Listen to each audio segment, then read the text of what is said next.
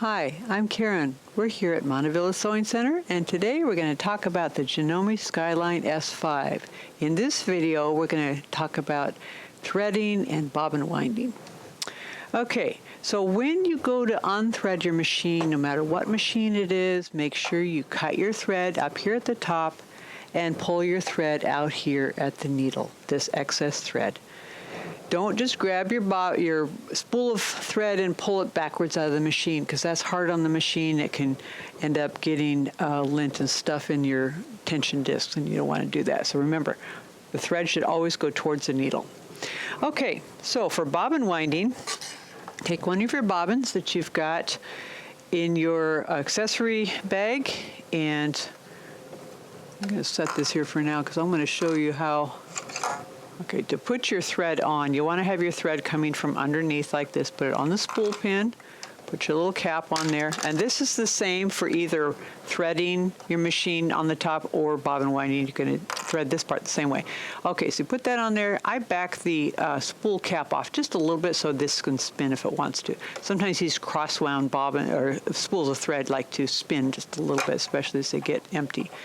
Okay, so we're going to come under these two little ears like this. Make sure you have your thread on the right side of that piece of metal, and then pull this back so you can hear that little click. Then we're going to come around using the dotted line as our guide. So we're going to go over here.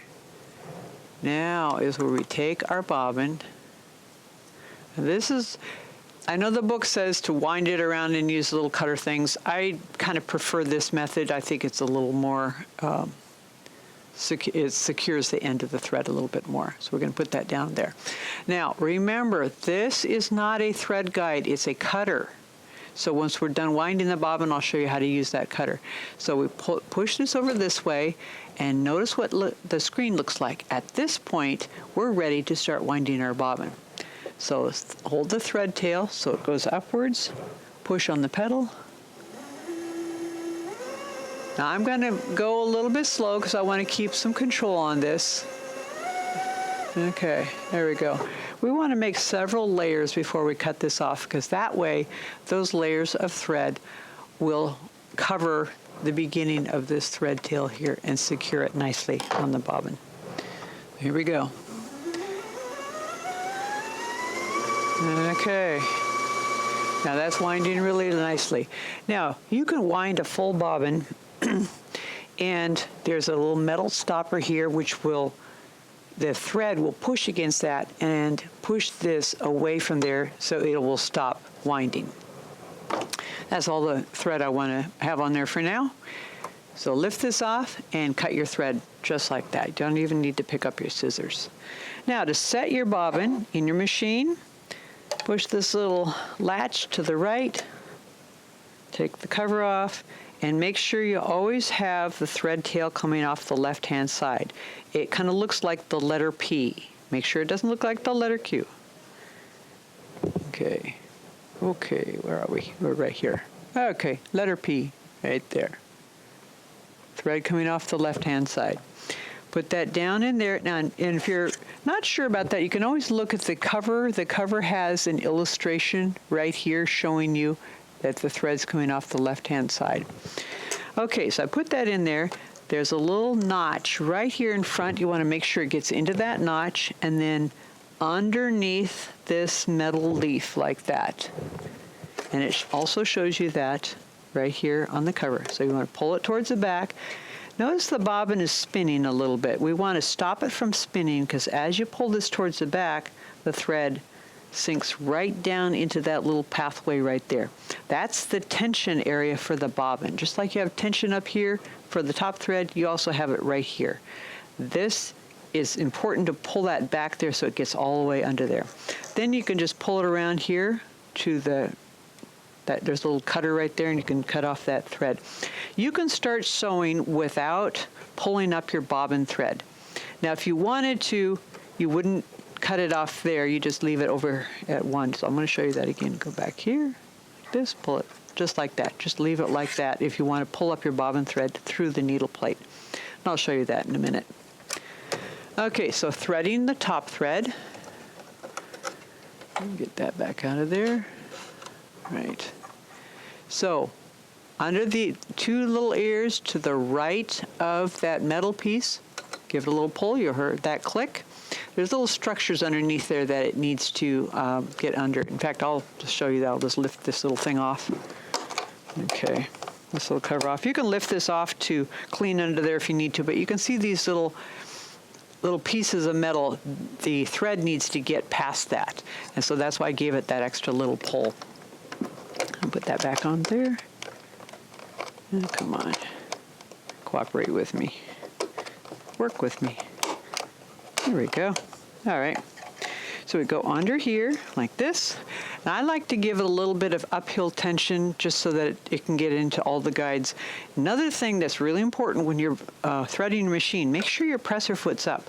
If it's down, that closes the tension disc, so the thread can't sink down into the tension disc, and then you may not get good tension. So make sure it's up when you're threading.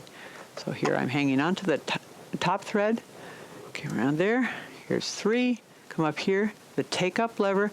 Just follow this little line with the arrow on it that says forward at the end. Right around like that. Pull it forward. There was a little click as it went past the stopper in the take-up lever. The take-up lever pulls the slack up in the thread after it's done going around the bobbin, and that is what makes a nice stitch. So that little stopper there keeps the thread from falling out of the take-up lever. That's what that does. So we come down here. There's a little thread guide right there. Come around this way. There's another needle bar thread guide right there. So we're going to go up and over. Now at this point, it's time to thread the needle. This got a really nice needle thread. I use it this way. I push it down with my thumb, put my finger back here, and that kind of keeps it still. Now I can use my thumb to put the thread onto the left-hand guide, bring it across, right in that little groove in the plastic, and pull it up under this metal thing. Now I hold it at an upward angle so it stays under that. There's an itty-bitty hook there that I can't even see with my reading glasses, let alone without my reading glasses. So you don't even need to see that. Just put it in the correct pathway, hold it up, but hold it lightly with your right hand. So you're going to come back to the handle here, lift it gently up, and you can see it's kind of sliding through my right hand. That loop that you see in the back there, hold of that, is the thread going through the eye of the needle. So it's the loop you want to grab. That tail end, you just hang on to that until the loop is formed. So now it's time to draw up the bobbin thread through the needle plate. So we're going to go needle down and needle up, and there is our loop of thread. Now this is my little Karen trick for pulling up that loop of thread.